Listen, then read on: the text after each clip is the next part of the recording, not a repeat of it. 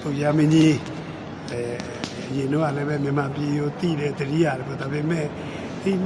2019ခုနှစ်မှာ2019မှာပေါ့သူကိုယ်တိုင်ကြွလာပြီးနောက်ပိုင်းမှာဆိုရင်ပို့ပြီးတော့မြန်မာပြည်အတွက်သူ့ရဲ့နှလုံးသားထဲမှာဆိုရင်မြန်မာပြည်ကိုအမြဲပဲရှိနေပါအဲဒါကြောင့်မလုံခဲ့တဲ့တစ်နှစ်တောင်ကျော်ပဲပေါ့နော်အပတ်တိုင်းလိုပဲနော်ဒီဗုဒ္ဓဘုရား general audience မှာပေါ့တနင်္ဂနွေနေ့ဆိုလို့ရှိရင်ခုနနေ့လေအန်ဂျလုစ်ဆူတောင်းပြီးတော့ပဲမှာအမြဲသတင်းပေးတိုင်းမြန်မာပြည်ကိုအမြဲထည့်ပြီးတော့ပြောလို့ရှိရင်မြန်မာပြည်ကိုမမေ့ကြဘူးအထူးသဖြင့်မြန်မာပြည်ရဲ့အခြေအနေခက်ခဲနေတဲ့အခြေအနေတွေပြည်တွင်းအခက်အခဲပရိက္ခတွေအကြောင်းမို့မြန်မာပြည်သူပြည်သားတွေ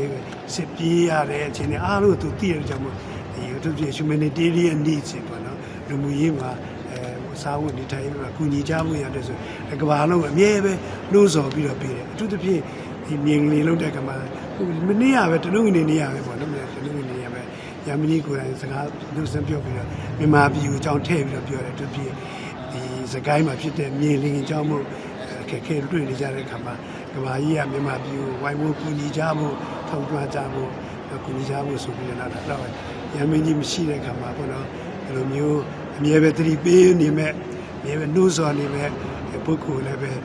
ရရှိဖို့ရတော့တူမျှော်လင့်ကြတယ်ပေါ့နော်